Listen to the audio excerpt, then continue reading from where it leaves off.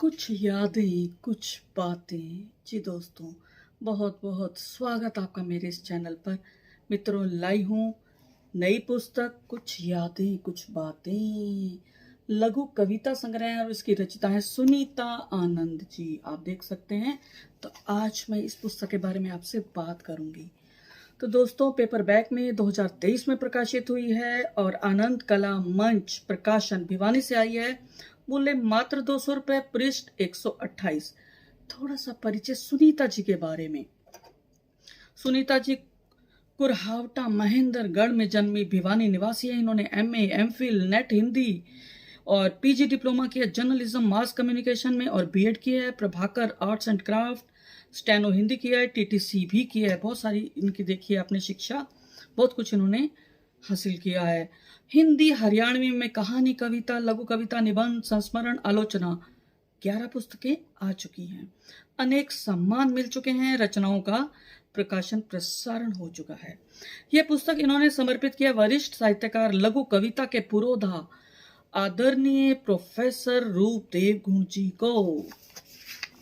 और इसकी भूमिका भी लिखी है रूपदेव गुण जी ने। उन्होंने लिखा है कि इन लघु कविताओं को पढ़कर कवित्री के बचपन का चलचित्र आंखों के सामने आ जाता है। सुनीता आनंद जी ने यादों के सहारे अपने बचपन की बात की है। इन बातों में सहजता है, रोचकता है। इनमें उस समय के रीति रिवाजों का वर्णन है। सरल भाषा, कहीं कहीं अलंकार प्रस्फुटित होते दिखाई दिए। भावनाओं का प्राधान्य है, कल्पनाओं का प्राचुर्य है। और सुनीता जी क्या कहती है, इन्होंने कहा है अपनी इस पुस्तक के बारे में कि लघु कविता विधा की दृष्टि से मेरी यह दूसरी पुस्तक है। इससे पहले इसमें खेड़ा खोड़ियां अरलूर इस शीर्षक से लघु कविता विधा में इनका प्रथम प्रयास था, जो हरियाणवी में थी। और इसमें लिखा कि जिसकी भूमिका प्रस्तुत करते हुए इस विधा के स्वरूप निर्धारक और देश भर में इस विधा को इसकी सही पहचान के साथ स्थापित करने वाले आदरणीय प्रोफेसर रूपदेव गुण जी ने लिखी है, ये इन्होंने बताया है। और अब मैं थोड़ा सा इसके बारे में बताना चाहूंगी। मेरे क्या विचार हैं। इसमें 101 मुक्त छंद कविताएं हैं जो 10-10 पंक्तियों से सुसज्जित हैं, जिनकी भाषा सरल है, सहज प्रस्फुटित भावनाएं हैं, नैसर्गिक सौंदर्य है, बालपन की खट्टी मीठी यादें हैं और जीवन अनुभवों का निचोड़ भी है। प्रेरक कविताएं हैं, सकारात्मक बदलाव लाती हैं।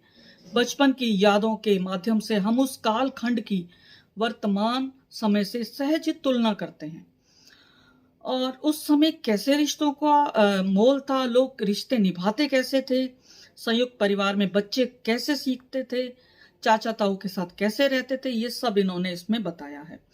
इसमें इनके बचपन में गांव कुरहावटा की सुनहरी यादें हैं। इनमें उपमाओं प्रतीकों का सहज प्रयोग हुआ है, और उस समय इनके माता पिता ने इन्हें सुसंस्कार दिए, पढ़ाई के लिए प्रेरित किया। ये गांव छोड़कर शहर आ गई पढ़ाई करने। ये हरियाणा से राजस्थान बीकानेर पढ़ाई करने भी गई। बाद में ये आई हैं ब्याह होकर वापस हरियाणा।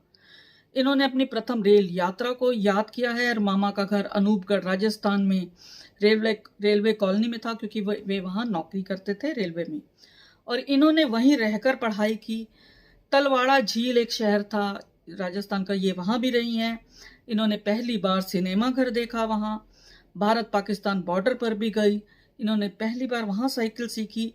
और सूड़सर रबड़ी राजस्थान का, कहती हैं ये उसका स्वाद मैं आज तक भूल नहीं पाई। इन्होंने लोक भाषा का सहज प्रयोग किया है, उसके शब्द प्रयोग किए हैं। दरअसल सुनीता जी जमीन से जुड़ी हुई हैं। और कुछ बातें शीर्षक से जो दूसरा भाग है, इसमें इन्होंने व्यंजना का प्रयोग बहुत अधिक किया है। साहित्य क्षेत्र में टांग खींचने वाले, स्वार्थ सिद्धि करने वाले, चाटुकारिता करने वाले, मक्खनबाजी करने वाले सभी साहित्यकारों की इन्होंने खूब खूब खिंचाई की है। तो दोस्तों, अब मैं थोड़ी सी इनकी कुछ कविताओं का पाठ करना चाहूंगी आप लोगों के लिए। तो प्रथम कविता लघु कविता है कि जीवन के सफर में, सुनिएगा कि जीवन के सफर में जन्म से अपने हम होते हैं सवार जीवन की गाड़ी में। जीवन की गाड़ी धीरे चले या फिर दौड़े सरपट, छूट जाता है बहुत कुछ पीछे। जो आता है याद रह रह कर, रह रह कर, रह रहकर। इसमें देखा आपने जीवन दर्शन है इसके अंदर, प्रतीकों के माध्यम से ये अपनी बात रखती हैं कविताओं में। एक और देखिए बड़ी प्यारी सी रचना है कि चिड़ियों की तरह मुंडेर पर। ये कहती हैं जहां मेरा जन्म हुआ गांव में हवेली थी वो, मेरे दादाजी पन्ना लाल की बनी थी वो, ईंट पत्थर और गरहट से गाय चुनने से, 5 कमरे 1 रसोई।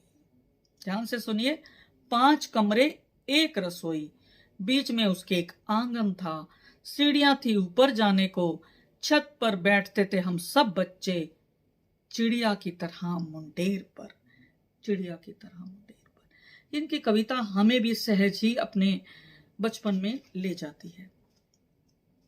बहुत सारी अच्छी कविताएं हैं कि बचपन में मेरे लिए क्या चाचा चाची और ताऊ ताई, सबके घर थे एक समान, खेलती थी कूदती थी सब घरों में, दिन भर करती थी खूब थमा चौकड़ी।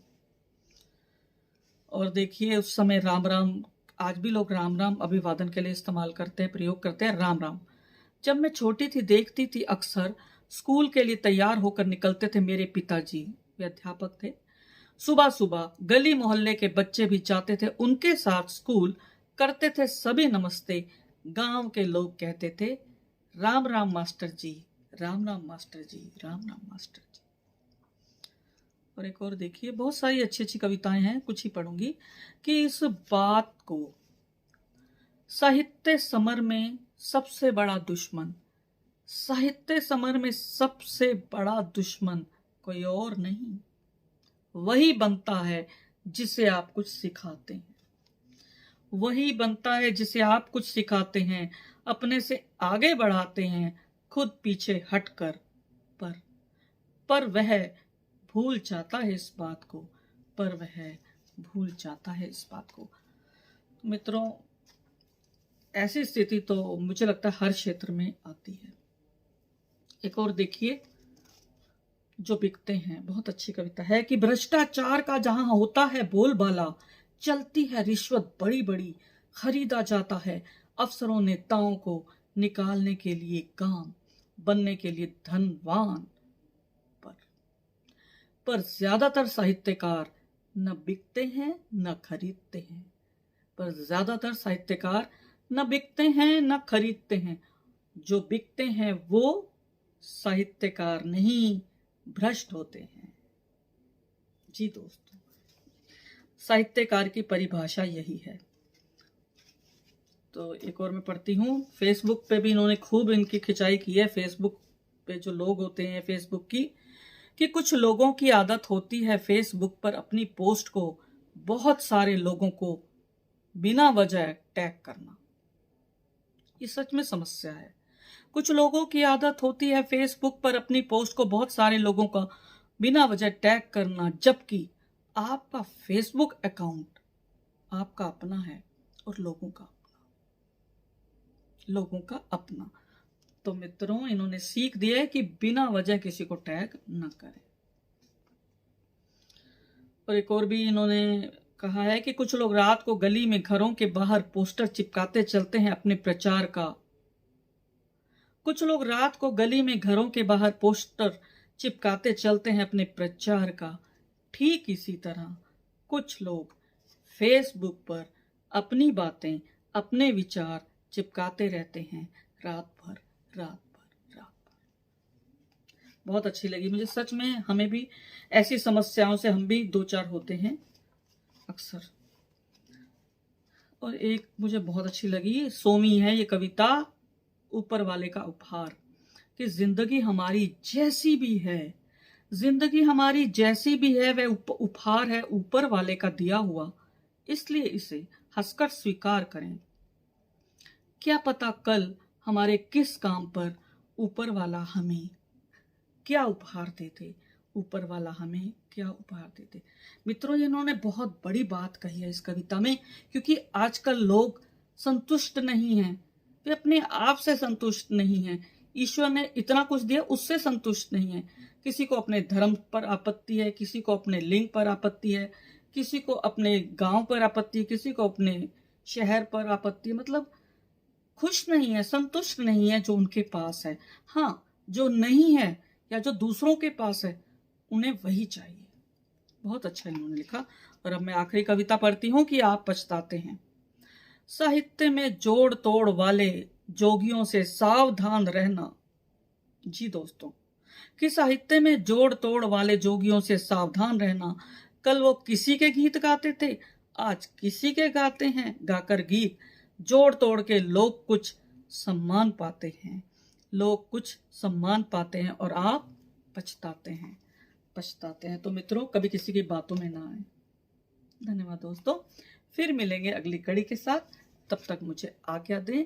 चैनल को सब्सक्राइब नहीं किया तुरंत करें, बेल आइकन दबाएं और ज़्यादा से ज़्यादा वीडियोस देखें, इस चैनल के साथ जुड़ें। शुक्रिया।